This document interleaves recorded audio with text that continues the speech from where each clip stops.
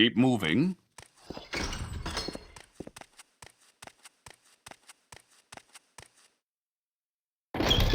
Warmly greeted, friend. Welcome.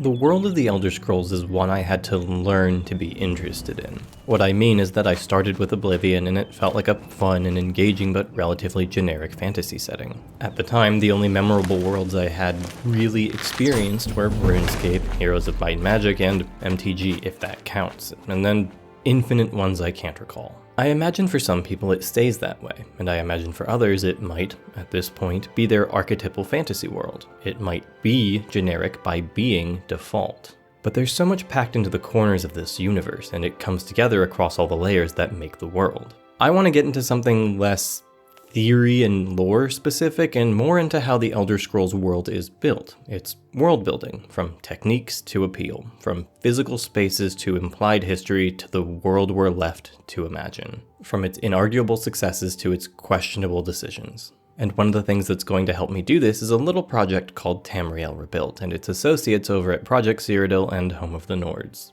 Having on hand an iteration of a Bethesda world not made by Bethesda up to 20 years past the initial development is more instructive than you might think for exploring the world building of the core games. With that, let's dive into the first and most surface exploration, the play world of the Elder Scrolls. To start, I'll just lay out that I'm using the terms play world and physical world interchangeably at times within this section. The idea is that the world we play is the one we most directly experience, and it's tangible, thus physical, if you follow.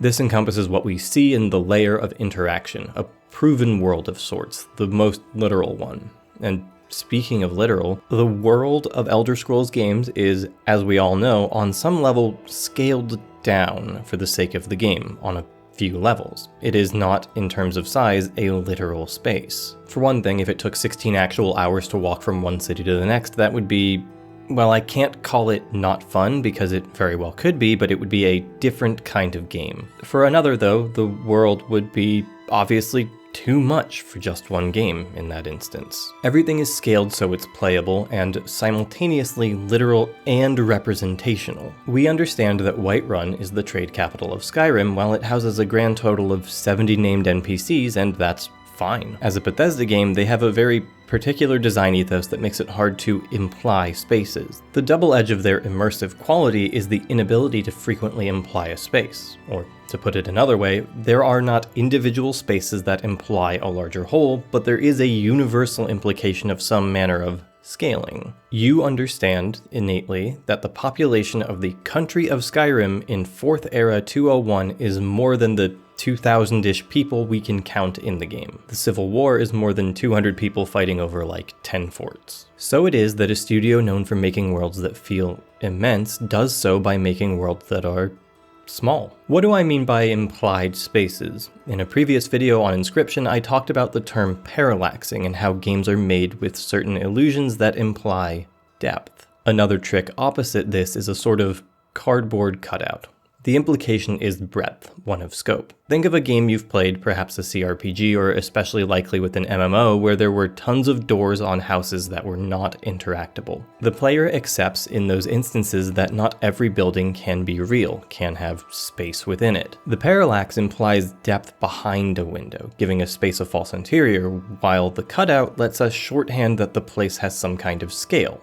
In agreeing to this framework, we know we can't get into every building, that there are background elements, a distinction between places that matter and places that don't. While I earlier pointed to MMOs as a prime example for this, it's all about intent and resource allocation more than anything. All that to say, Bethesda doesn't do that, and as successful and big as these games are, it's perhaps a bit lost how weird that is. We accept these spaces as representational of larger cities without the usual tricks. We accept them as representational when in actual fact they are very literal to play in. I stress this because it's a design choice stemming from a philosophy that brings a certain magic to the series within the mundane. You can pick up most things, open most things, enter nearly every door, visit the homes of most every NPC, steal their pillow, or well, okay, I guess pillows became static at some point, but you get what I mean. That's a magical feeling, a strong attempt at presenting what it's like to be in that world. There's a reason the word immersive gets thrown around with these games, and it's this contract of interactivity that really pushes it.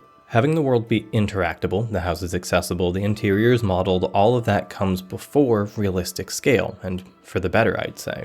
It's a comfortable trade, all things considered. The world is then built with this in mind, to the specifications that things be at an interactive scale. Item placement is famous by now as a Bethesda world-building tool, with implied little stories, lived-in spaces, and so on. Locations are made using tools that make the task easier, of course, but that doesn't strictly turn it into a you've seen one interior, you've seen them all, or at least this is debatable. There are hundreds of locations to find across these games and a certain density of stuff that makes it feel like a world of places. Perhaps unrealistically so in one sense, but then again, everywhere is a place, we just don't have a magic compass in real life to tell us the name of a place when we discover it. And that latter point has some concerns that come with it. I can't suppress the compass rant any longer, I promise you it will be relevant. Density of places is a good thing, but it has a downside, which is sacrificing the sense of scale of the broader world. Every 10 feet there's some cave or burial site we shouldn't know about that we intuitively do, sensing it and making a straight line towards it, obstacles be damned. And that's because of the compass. I don't much like the compass. Here's my Morrow Boomer take. Morrowind is famous for its fog, an obscuring render distance management technique. The intent here, of course, is a performance one, to give the game less to render at once, a game that is, mind you, 20 years old now. A consequence of this rendering, however, is that the world feels mysteriously large at all times, because we cannot see its limit. And in a convoluted way, it also makes impossible the idea of a compass. Imagine if Morrowind had a compass that told you about the presence of a cave that existed beyond your render distance, pulling you into the fog in every which direction. It wouldn't work the same way as in future titles, it wouldn't fit as well. And frankly, the compass is one of the worst things that has ever happened to the series. There is some argument to be made that the compass represents the senses, that the player's character is in some way intuiting the presence of a ruin based on things like the smell of a campsite or minute sounds that would be a pain to model, hollower footsteps above a cave, or some such things. But I think generally the compass model has turned the series, and indeed Fallout as well, into a dopamine pit. It is, in Skyrim, borderline impossible to find a location that does not have a single other location goading you on your compass aside from being right at the entrance of a cave. You are alerted to things that are around mountains. You intuit the thing you're walking towards is a mine. You know the campfire is an orc camp. In a big way, this constant awareness of new treasures around the corner makes the world jam-packed, but also very small. Another thing that layers on the whole grand world thing with Morrowind is that your character moves slowly, sometimes frustratingly so. And I accept that people would dislike this. I get why. Even if you've never played another Elder Scroll, you've played video games before and they tend to let you move quicker as a rule. I merely mean to highlight that the pace of movement and the obfuscation of distance and lack of a highlight for points of interest make the world bigger as an experience. It takes time to walk the island, to travel places beyond the travel networks. Forgive that I've yet to bring up fast travel, I almost forgot it exists because I stopped ever using it in this type of game. And that's to say nothing of the quest marker system, which dampens the quest system and becomes a crutch for design. Both of these things are. Inseparably so. Quests don't direct you towards anything. People just tell you to go to what is an entire city and find someone by name. It's extra funny when a quest is about finding someone. It emphasizes the disparity between your objective and instructions. The game doesn't include a way to ask after someone like Morrowind did. This, too, makes the world small, even if the scale were expanded. I earnestly think that they've lost a lot of magic in exchange for a certain approachability. But getting lost, reading back your noted directions, traversing the world, that was gameplay. That was the game. Finding caves based on subtler points of intrigue like a dirt path or distant torch, that was part of the experience. You could be curious what a road led you to. Now, you just know when you're like 1,000 paces away that it's not a new town, it's just a cave. The physical world is reduced to point after point. Counter that, the phenomena of unmarked locations intrigues me. It's notable that there are locations the game doesn't name with the usual title system. Few of them, but places that make you wonder, why not? There's the Grove in Oblivion, there's shrines in Skyrim, and finding those feels sort of magic in that old way. It's some secret slice of the world that didn't announce itself. It's secret in a way most places should be. It's another tangent entirely to talk about what giving a spot a name does to it, but more so it's just something to think about. Cities, kingdoms, the wilds between everything, they're all full of named places of finer detail, modeled with a scale that is appropriately and sometimes breathtakingly interactive. They are true to life in interaction just as much as they are untrue to life in scale. The shape of the world, by which I mean Tamriel, not Nirn, the world we play, not the world like the planet, is very loosely laid out with certain tropes in mind. They're not as blatant as some fantasy worlds, but you still have it where there's some relative geography going on. Skyrim is to the north, of course. High Rock, which is the most Western European, is furthest west of the mainland, and below them is Hammerfell, the desert place. And then the Roman equivalent is to the center south, but that's kinda it, aside from an intended in-game Orientalism angled eastward at Mysterious Akavir and Morrowind. It's less blatant a one-to-one than, say, Fantasy Warhammer. This is a largely neutral point in one sense, but it bears note that our real-world geographic inclinations are being played into a bit, and this is a north-oriented Western Hemisphere-shaped world, if you follow. Also, can I just say that Skyrim is Ireland? Like, not physically, but hold on. Okay, so this is Ireland, right? Much to think about. On the most literal level, all of this is world building. It is the most fundamental point from which we experience this world, and it colors our perceptions of everything else the game hands us. It is the key way by which we explore and understand and experience the Elder Scrolls series. But it's not the only one. There is an entire world to the Elder Scrolls beyond the playable. Two, sorta, actually. By which I mean I'm going to distinguish what I'm calling the social world from the imagined world, largely on the line of how literal or implied the world is by events beyond the player. At times, the physical world tells a story about the world itself. These things blur together, and the divisions I'm making are less for the sake of a strict categorization so much as just ease of absorbing information. Since we just had the physical play world in mind, let's tackle that latter point, how the physical world tells a story. Let's look at the people we meet and the places they live and how they reflect history, or sometimes outright tell us. Oblivion's Leyawiin and Skyrim's Ravenrock are real examples of culture and history blending and moving with borders and a cosmopolitan empire, or in the latter case, said empire's fracture. Demographic details are present in Skyrim in overt ways like the Grey Quarter, but there isn't, say, a larger orc presence in Falkreath because of the orc kingdom that was once there, or an abundance of Bretons in Solitude. In Oblivion, the aforementioned Leyawiin is a town on two borders that used to be beyond one, used to be part of elsewhere. In turn, the population skews towards Khajiit and Argonians more than in other cities in the game. Cheydinhal is similar, having a higher Dunmer population thanks to its shared border. Oblivion, the game, and thus Cyrodiil as we see it, is of course more full of Imperials than the other games. But given the Empire, Imperials, I think, should be everywhere, and not just in the form of guards and legion. For somewhere in Morrowind with a demographic history, we have Dagon Fell, with its heavily Nord population. But let's table Morrowind for a second, and for a very specific reason. Point being, generally, that there are both grounded realities in the form of historical consequences and there are historical expectations. Before the Empire, and indeed despite the Empire itself, lots of land in Tamriel traded hands many times. Borders have shifted, and of course, there is an intrinsically cosmopolitan nature to an empire like this. To an extent. We'll come back to borders soon. First, I need to lay out that there are some outright mistakes on occasion, just so we all understand that the lore is inconsistent and interpretable at times. Rorikstead in Skyrim is described as a homestead started by one retired soldier, the eponymous Rorik, who is still alive and whose farm sort of became a community of its own. But in ancient sources, the area is referred to as Rorik's Steading, which can't be true unless we take it that the guy bought the land because his name was already on it and had been since the time of dragons. This is pretty clearly, to me, a flat-out mistake. I see you reaching for that dragon break button, don't you touch it. If that's not enough to convince you, I hate to do this to you, but there once was a hero named Ragnar the Red who came riding to Whiterun from old Rorikstead. That's a very new song if it's about a place some living guy founded maybe 25 years ago given his status as a Great War veteran.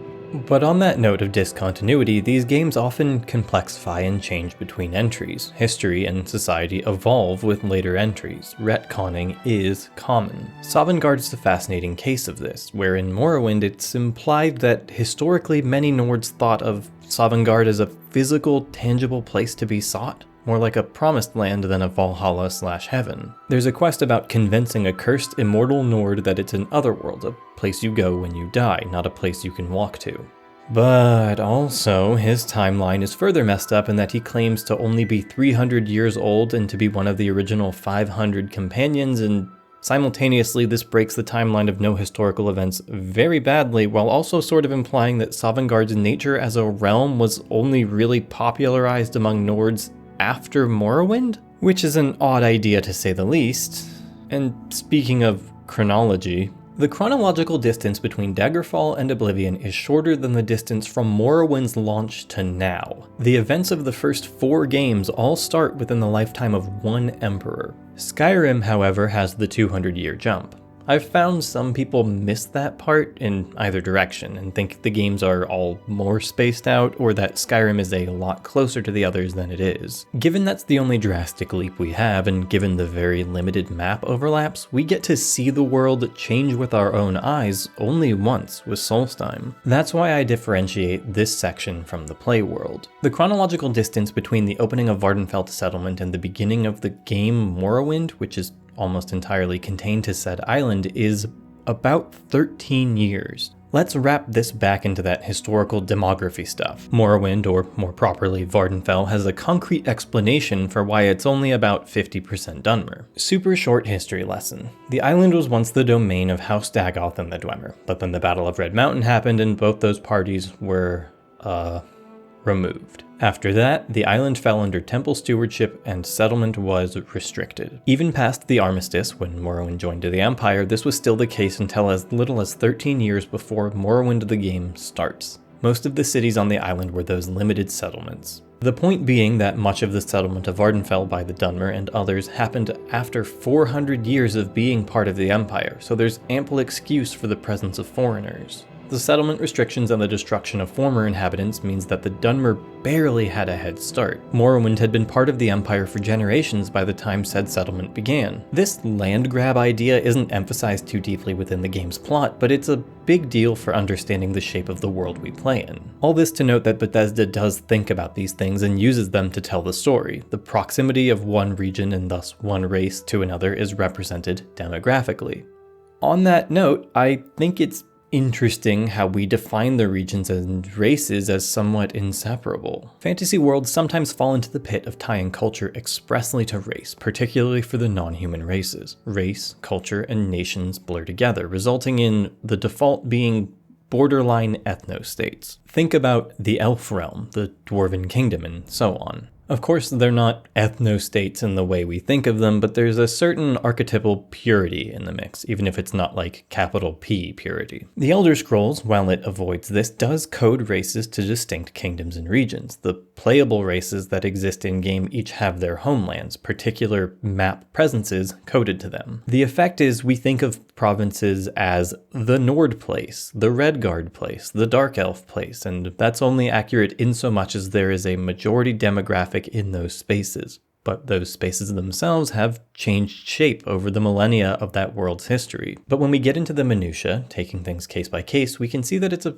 pretty blended world. Honestly, Whiterun, in contrast, feels like its population ought to be more Nord. Oh god, I don't want this to transform into an Annie Austin video about racial purity. What I mean is that it isn't a borderland nor imperial settlement. Windhelm has a reason for his Grey Quarter. Whiterun's population mix is the passive consequence of the Empire at best. Where sometimes we see clear reasoning for skews, there's just as often a flat distribution, a sprinkling of each race in some locations. Ultimately, while Bethesda has leaned in on demography, I don't think they commit to it in all cases. And in terms of culture, sometimes they're afraid of the weird stuff they themselves made. Bosmer's in Oblivion, and even Morrowind, are just the short elves, and to me feel like more of a consequence of imperial presence than anything else. I associate them with imperial guilds, towns, and so on, not a distinct culture. When we get to mods, you'll see some organic in-engine examples to the contrary. We often see other races present in a place, but rarely bringing with them their cultures.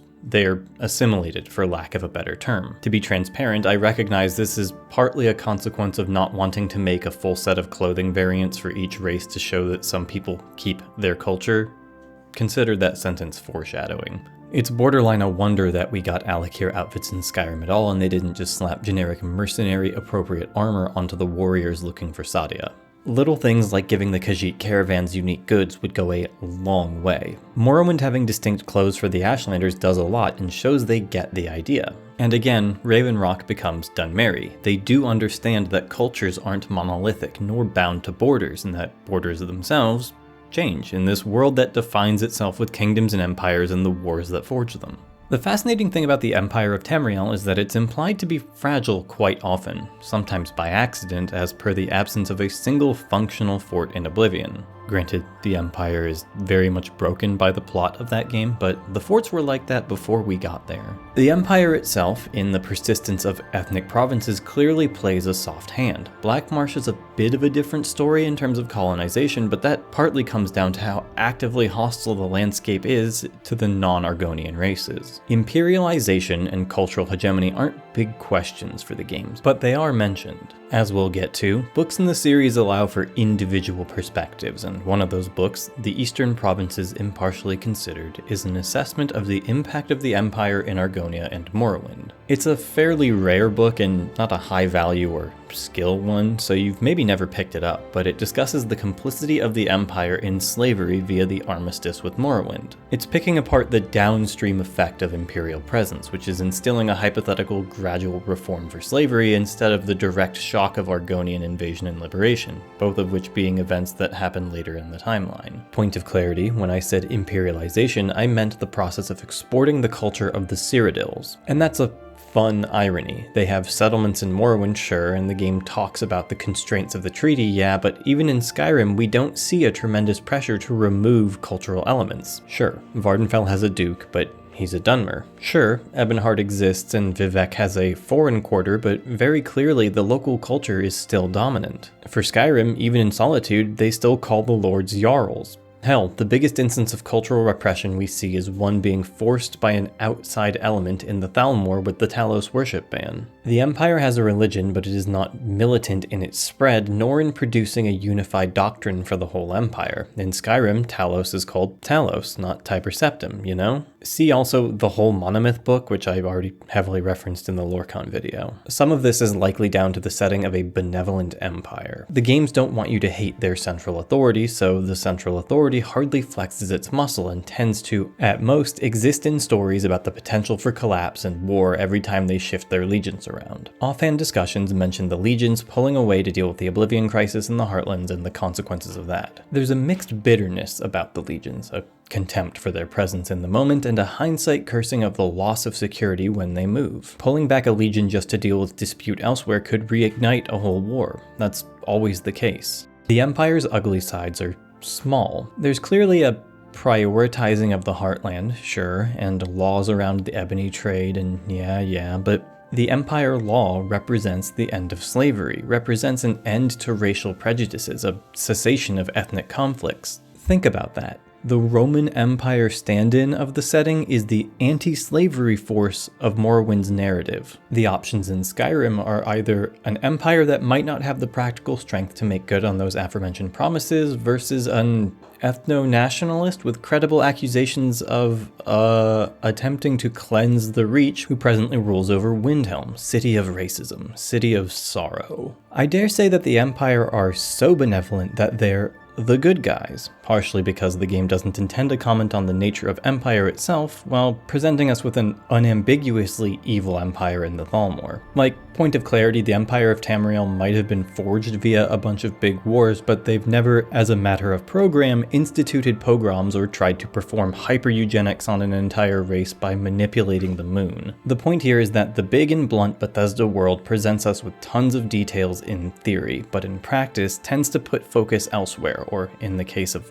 Bosmer, sort of sidestepping the weird. As we'll see, it took modders to actualize a lot of it in scale and scope. The world and its history exist for us to find, living and dead, in cities and in ruins. There are marks upon the physical world and accompanying stories and books about the places we see. In fact, a quirk of this world is what I'd call a hyper-literacy or post-literacy. The world is, matter-of-factly, one where books and literacy have been embraced for thousands of years, and for game convenience, only a few language barriers exist across all that time and space. In turn, it gives us the sort of materials real-world archaeologists can't even dream of, written record from fallen empires and scattered, or in the case of the Dwemer, wholly vanished people. We pick up dwarven books and go, yep, a book by the Dwemer, rare or no, and just accept that books were even a thing that many centuries ago in this world. So much is chronicled in a near immediately approachable way. The history is preserved and will continue to be preserved. Pre-literate societies only factor into the Elder Scrolls in the First Era if we aren't counting things like the goblins as a society or people, which the games tend not to. And to be fair, this is a rare fantasy world position to hold at this point, I think, but the Elder Scrolls series elsewhere has some serious in-world contentions about who is denied personhood and when. But, and I know I've said this a few times already, that is well and truly a gigantic tangent to be explored some other time. It does bear relevance for us on a geographic and societal level, of course. The recognized races are the ones with discrete homelands, after all. And for over half those races and their homelands, what we know is entirely found in books and offhand remarks, little stories. And so it is that we imagine, vividly, the places we can never go. Books are plentiful in the Elder Scrolls world, sometimes a bit too plentiful. Does the Mages Guild need 31 copies of the Fundamentals of Alchemy on one bookcase? Who can say? What we do know, in some intuitive way, is that the books are a tool of immersion and scale. Shelves must be full just as much as the books must be longer than what we're allowed to see. If every bookshelf in the game had only one copy of a given book, every mage guild in the game would house over half the books in the game total. A concession must be made to keep the shelves stocked to a realistic count, at the expense of having some repeats. It's a strong representation of the tension of implying things in a dually physical and interactive space. But let's look at what's inside these books with an eye towards scale to start. For a sense of how these books are scaled, for the last video I made the whole script into a book in Morrowind. 6,000 words converted into about 70 Elder Scrolls size pages, which is colossal in size compared to the typical Elder Scrolls book of anywhere from 3 to 12 pages. So it is that we have to imagine more to these books, that we are given a distilled version of what's inside, even without being told as much or an ending that trails off. The interactive scale of this world requires that bookshelves be fully individual items you can open. The scale of books themselves requires that there be sometimes 12 volumes to tell one grander story. Books expand the world in a few ways. One is through the conflicting perspectives provided, or the production of certain characters. Another is in the presentation of far-off places. The latter one is crucial going forward and is constantly on my mind when thinking about these games, especially in the face of the MMO. I know Falinesti was rendered in Arena, in so much as anything was rendered in that game, but the description of moving tree cities provided by A Dance in the Fire was inevitably going to be at odds with whatever play world representation we got, especially from an MMO. In that same vein, no offense to Akuzri, I suppose, but when I read about the main having a huge communal main and stuff, I imagined a grander character than a default model guy wearing a helmet. And from that, I sort of lament the efforts of representing the world offered by the MMO, which cannot do justice to the lore that intrigued me in the first place. Falinesti cannot be what it ought to. But for the main discussion, we have to consider the source, which is paratextual. That is, an item that exists alongside the media we're looking at. It is not in-game, it is from an accompanied reading material of a side game, Redguard. The source is the Pocket Guide to the Empire 1st edition. It bears mention because it bears scrutiny. Are the Pocket Guides canon? Do they have as much authority as in-game books? If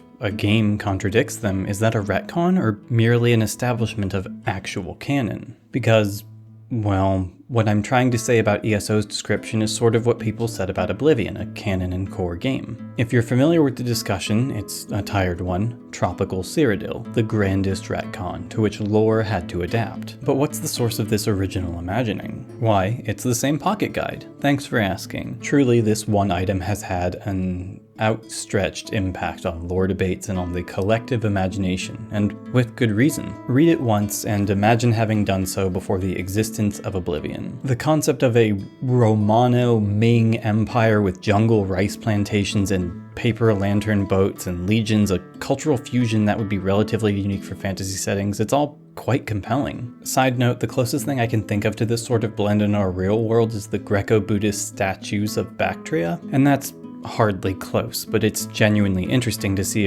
Buddha rendered in a Greek marble, you know? The impact of this book is so substantial that ESO had to dedicate lines to explaining the retcon that never was. We could have just accepted that there was no explanation, thrown out the big ideas of the book with the small ones, but instead we have them explained away. I get why, and I respect the decision, but it's sort of a losing battle. Once you explain away the main and the jungle, you admit the book is canon, and then all the dozens of little things are lore holes too. If you're just reading the wiki and find all this stuff, it can be hard to distinguish its place in canon by its source, presented as it is in a format without forewarning, with sources buried at the bottom. I know this because of how I was introduced to a lot of the ideas that got retconned originally. Forgive I'm not one of the few proud souls who personally read a physical pocket guide inside the booklet for Redguard in 1998. With that, let's return to the world the in-game books hand us. There are places beyond the playworld, represented in books, sometimes in a particular in-universe voice that make them even more incredible, and by incredible here I mean lacking credulity. As discussed in my previous video on LoreCon, and indeed in the prior section for a moment, the books of this world are written from limited perspectives. They are but one vantage point from which the world is fictitiously seen and then fictionally handed to us. We cannot go and see these things, these places, these events ourselves and form our own contrary perspective. On occasion, a topic is only covered once, and the way it's covered can, itself, be questionable. Let's dig into one concrete example, the ruins of Kemelz. First, we have to situate this book in a context. Notably, the history of this world is both vast and small. 300 years of a kingdom's existence is a lot of time, but also within the lifetime of an elf, if you follow. The way this contorts the sense of time and distance from events is not heavily remarked upon by the series, but it's hard not to think about in the context of a book from the past for the player that is within living memory for others. The context of Kemelz is an expedition to a dwarven ruin. We are not given a date of the event, but we have context clues. For one thing, the Empire of Tamriel exists. For another, there is an Empress. We can assume the Empire is strong at the moment. It is post-armistice, of course. Isn't that an interesting layer of added archaeology? Here I am using clues within a work to date it, because the game does not provide us a year. In the world, I'm sure individuals would have an understanding of when the book was from, who the Empress referred to is, or like, at the very least if it was Kataraya or someone from centuries prior. What is common knowledge to them becomes a practice of unearthing. A real-world comparison would be, of all things, old cookbooks that assume everyone knows how to make a staple item or is using some common measurement that we have to then solve for. 6 spoonfuls is vague and relies on some external material culture history to understand as a measurement, but to the writer it would be a waste to explain the rough size of a spoon. Now, with the approximate details, we move forward. This is a written account of an imperial expedition to a dwarven ruin in mainland Morrowind over 100 years after the integration of Morrowind into the Empire. It is written from the perspective of an imperial academic of at least some kind of man descent as opposed to Mer. A name like Rollard Nordson evokes a bit of a mix to me. Nordson is obvious, but Rollard seems Breton. And mind you, Nordson implies the existence of a guy named Nord, but whatever. There is a distinct chauvinism in his language, a condescension as he conveys the expedition. Archetypally, he is written to be akin to the haughty European archaeologists who marveled at the tombs they desecrated in Egypt. We are meant to understand him in that role, from the dealings with the locals to the dismissals of their religion to the use of a foreign interpreter. The narrative is properly Orientalist, it's an adventure, and it's probably inaccurate to reality. But that's what we have in this imagined world, it's what we can go off of. And look, I know, you know, we know that this is a fictional account in a fictional game about a made-up world written by one author without some kind of lore master oversight. The name of the Dunmer interpreter is outside conventions, the necessity of an interpreter is a bit odd for the times, and so on. All of these books have the added inconsistency of being a product of some writer, but they still create this world. We can't throw it out as a product of before the reins were tightened on the lore because it's been reprinted without edits in every main game sense. And that's fine. The series plays with perspective, and in doing so, lacks authority on what we take as true. It simulates incomplete authorities. So it is the book becomes fodder for the imagination. We, of course, know the expedition's starting point in Sedanin, but we do not know what it was like hundreds of years ago. In fact, we don't know what it was like a mere 14 years ago, before the full settlement of Vardenfell. Is its existence a contradiction? No, but the history they've handed us has to be fit together. It's not a brand new place in the Elder Scrolls 3, it's centuries old, or a resettlement. In this, the book reaches from the imagined layer into the social historical layer. I told you these distinctions blurred. We can imagine the Dwarven Cliff City. If you first read the book in Skyrim, perhaps you think of it using a white stone like Markarth. If you first read it in Morrowind, maybe you look at it like the Vardenfell Rust ruins, or indeed like the ruins beneath Mournhold. There are things we physically see that inform our imagination of the space, but it is, on the whole, left to our imagination. There is not a text called The Real Ruins of Kemelz that debunks it, nor other books that we can cross-reference. It is the source we have and can imagine from. And imagine is just what some people did, given Kemelz's existence in Tamriel Rebuilt. That said, the physical existence of Kemelz in mods or in ESO does not confirm the narrative of the book, and any inconsistencies between the book and either physical depiction aren't even really retcons by that logic. The limited perspective of Elder Scrolls in-universe authors makes them non-authorities. All they can do is suggest how something is or was until we are shown it. Something empiricism. Are we meant to disbelieve the account of Nordson? Probably not, but we can at our own discretion. The imagined world does not draw that conclusion for us. It merely hands us a horde of possibilities and options and intrigues and lets us piece them together. It gives us a communal base to imagine from. And from that, we have the origins of hope to create these mods that showcase a lore-appropriate vision to an extent. A version of the world with a different promise to it, upholding different lore. We're used to saying that mods fix Bethesda games. Generally, this is with unofficial patches. You know, the kind of stuff that fixes instability, character behaviors, quest trigger quirks, or small stuff like oversights with disease. Or things like dragons falling out of the sky dead. Or more accurately, unloaded dragon corpses loading back in at a default position, i.e. a point near the player, even when indoors on occasion. You know, normal stuff. It would be frankly uncharitable to claim that the mods that expand the playworld, the Project Tamriel mods as I'm grouping them, fix the world building of these games in a similar fashion, but they do manage something in that vein. There's a presentation of an extended vision of the world, coupled with a dedication to making it fit into the experience. Unavoidably, the question of authorship and authority rears its head here, and who has the right to extend the world and canon and all that, if there can even be an earned position of respectful contribution, and so on. None of these mod expansions are, themselves, canon, but they do, by design, try to follow the vision of the canon. In fact, it's arguable that the pressure of innately lacking canon authority mixed with a genuine love for the series keeps them fairly bound to a canon vision, when they're not being silly.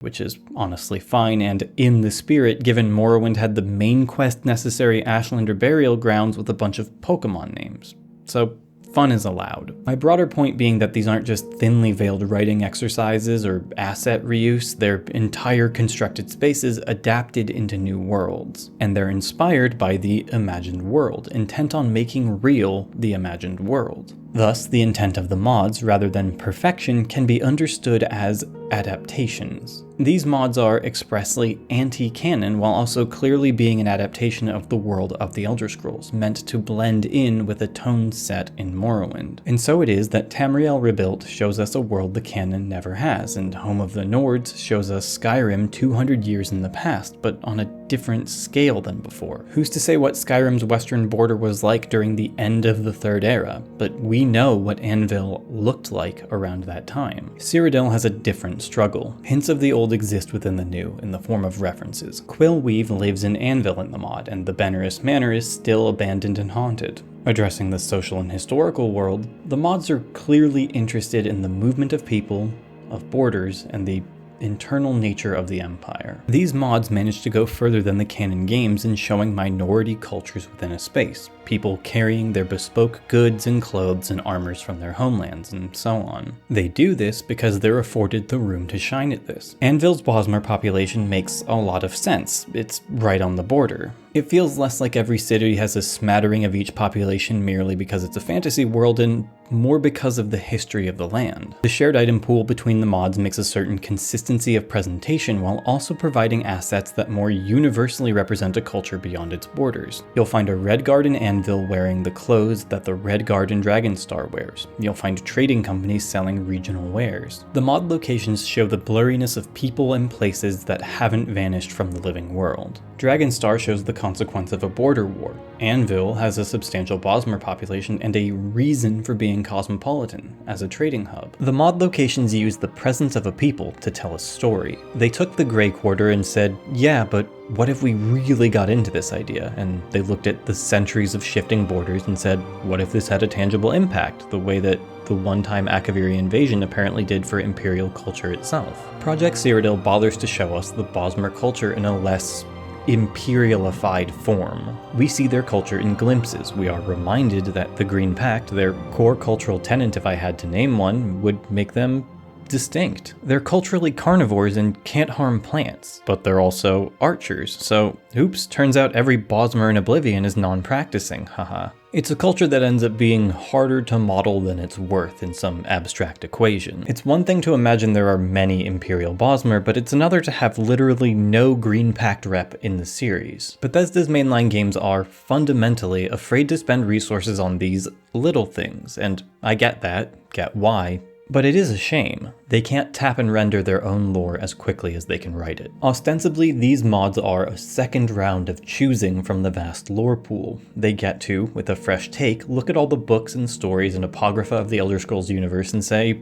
we want to represent this thing that the official games don't represent but do mention, as with the Emga race with the Dureni ruin presence in Skyrim. And they do it not because they are the inheritors of canon, but because it's cool. It becomes a world-building element, makes the world more interesting. Fundamentally, a design ethos I see in all three projects is this idea of a world that has a history, and that said history is not narrowly contained. The extreme limited inclusion of additional races peppered in makes the world feel broader, and you, as a player, can't help gawking for a second. Oh wow, an actual Malmer. I've heard of you guys but never seen one. And that's the response the characters themselves sometimes expect. That's both immersive and expansive. I don't need them to make Piandania to make good on some alleged promise that the Malmer inclusion makes. I can just be content in feeling like it exists now in this world, somewhere beyond reach as always. The mural of Moruk, a prophet of significant importance to the history of religion in Cyrodiil, depicts him as an Imga. That's a race you would have no reason to even know about if you played the mainline games and that's it.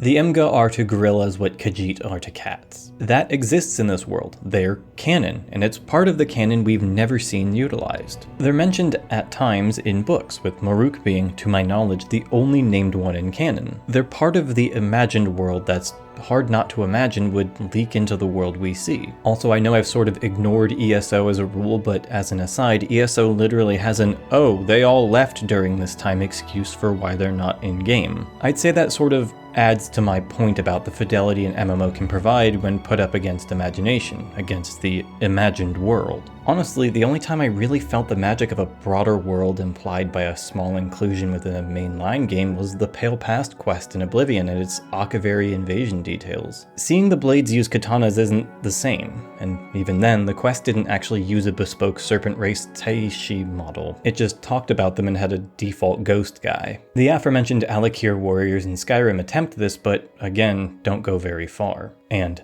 again, they're going further than the ways the Khajiit caravans abjectly fail to do this, despite potential. The mods are, on some level, more in touch with the canon than Bethesda's base games can handle. They have the means to dig deep. But it's not that they're doing what Bethesda don't so much as they're continuing to expand a game. There's a different design ethos, sure, but also a different pressure and a different design environment. They get to be the excited addition without a deadline with all the passion intact. And through that, they expand the world for the love of it, actualizing Bethesda's ambitions and, in the end, leaving behind a broader world, implied, once again, in books and glimpses. They have the benefit of working with a now 20-year-old game with more powerful hardware and being able to expand the scope of cities to break the Bethesdification of locations. They get to evade the double-edged sword of implied scale. And they have that second round of choosing what to include, an ability to get more nuanced, more space to do so, to break past essentials and complicate their world with layers of living history. We have a dual layer up here, where once it was only the task of the adaptations, as I referred to them prior, to de-Bethesdify the spaces, to change the scale, it is also now their task to de-MMOify to an extent, another challenge of scale and scope all its own. I don't blame an MMO for having less depth per location than a dedicated game. It makes perfect sense and is acceptable in its genre, but there is a part of me that, since the start of the Elder Scrolls Online, has been a little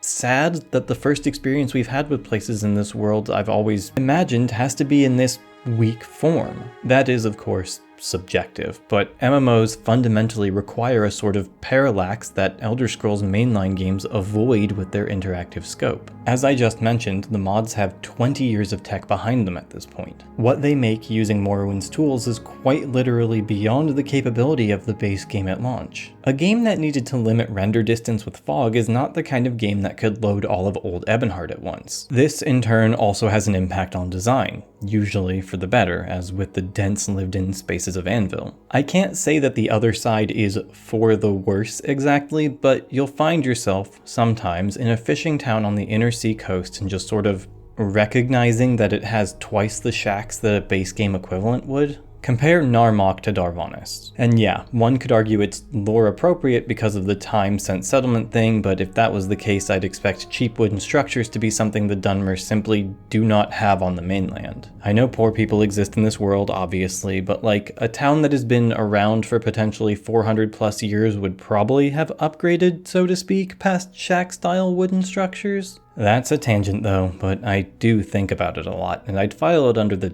general umbrella of how Elder Scrolls games don't think about the concept of lifespans and the passage of time in a material culture way all that much. There's not much question of the organic cultural impacts being long-lived as a race would have, but tangent or no, this is an angle to get at something else from the mods and modding generally. A mixed example of Dunmer material culture as seen in the buildings is the mod location of Tel Moth-Rivra, a former Velothi-style monastery taken over by Telvanni, which now has a mushroom tower growing through the temple. It is also, conveniently, my key example for when bigger isn't always better when it comes to the mods and scope. The courtyard space feels underutilized. The location is quite large, but it feels about as populated as a middling Vardenfell settlement. That's not a knock on the mod, it's one of the oldest areas in it, so much as a tangible example of what they're otherwise getting right. It's a contrast. I say this also to touch on the idea of how being freed from technical limitations doesn't always lead to creative development. There are, of course, still spaces in these mods that feel a bit deranged in scope and scale, but that's the case with base game stuff too. If you really put Fort Dawnguard in context, look at it compared to every other fort in Skyrim, it feels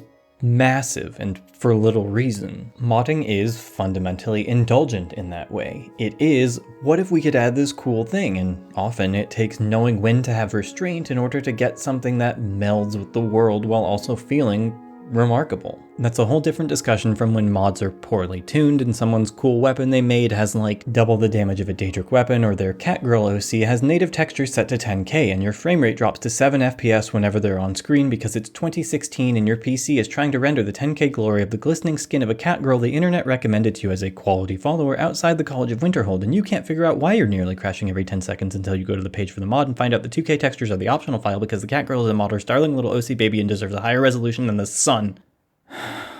Where was I?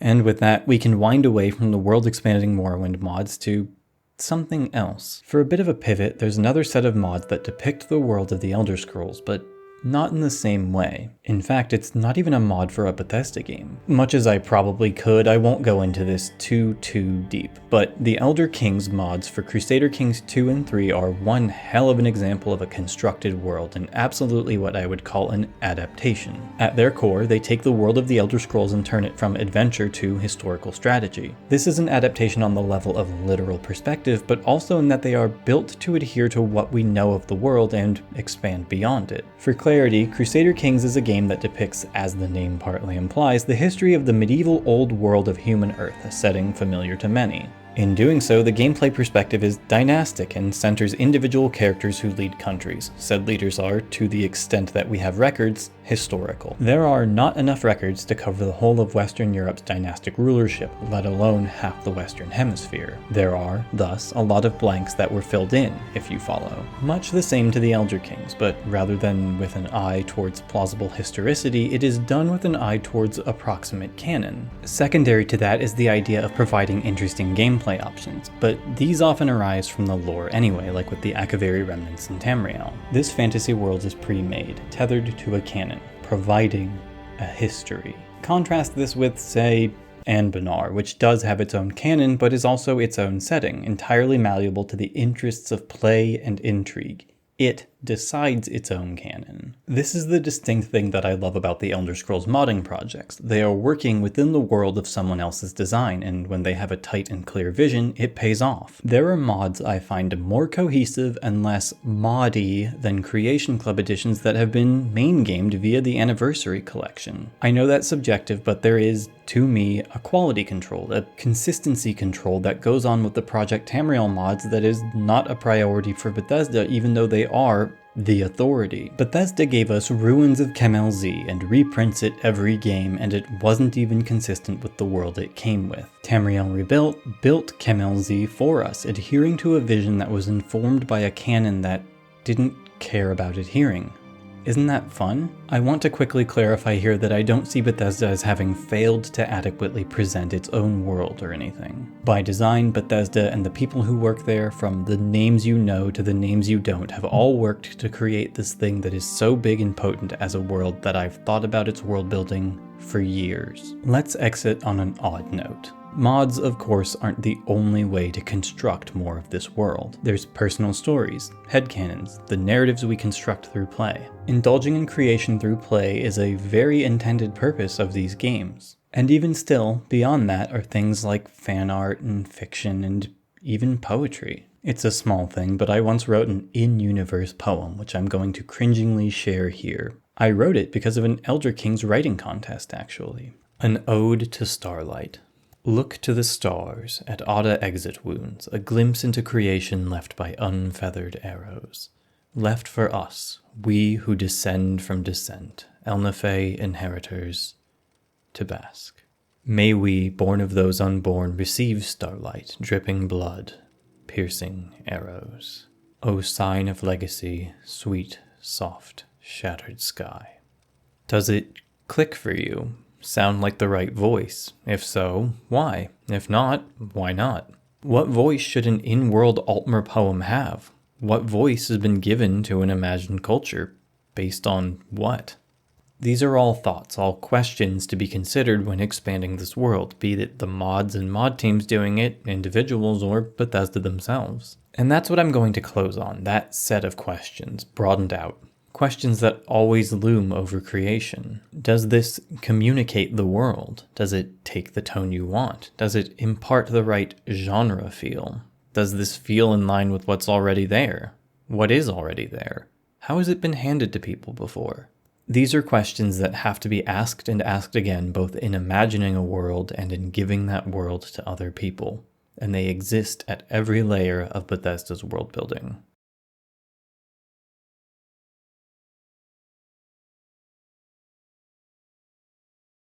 Hi, glad you could make it through this one. For as big an undertaking as it was, it didn't turn out too long, which is maybe good? Lots of background stuff on this one and a script that got rewritten a few times. The last video was one I originally added into this script and then cut out and used separately. I even recorded reading all 36 sermons of Vivek for segments I didn't end up using. And I may have played roughly 200 hours in the mod areas just to really get a sense of what their world was like. I'm still, as always, on the fence about starting a cutting room floor channel as a place to post dumb side things, so instead I'll upload a video of Kaya's killing me to death for 4 minutes unlisted and leave the link here. You can tell me if it's actually funny or if it's more of a you had to be there thing. Thanks to everyone who supports me on Patreon. Every little helps with it. Sorry if I've posted about its existence a little more than normal lately. The last video, I think, led to maybe one new patron after 800,000 views, and something in my brain said it was a visibility issue. It's probably more just that, we are in an economically uncertain time. But yeah, in that light, all the more thanks to the supporters. In particular, Alessandro Andreoni, Sean Ursa, Cesare Mikua, Dan C., Dan Dion, Defender, Franz Johannes Feulner, Galactic Beyond, Gilded Dragon, Hornlit, Isaac of Lyria, Lissing FMA, Mark Soto, Mehrab, Michael Kelly, Nick, Nitopir, Nernroot Shucker, Riley Long, Sippa Turnipsy, Third Xeno, and Vichure. Next time has nothing to do with the Elder Scrolls, and I suspect that'll be the case for a little while. It's a video I just really have to make, whiplash or viewer concerns be damned. After that, sea shanties. Probably. Maybe. Bye.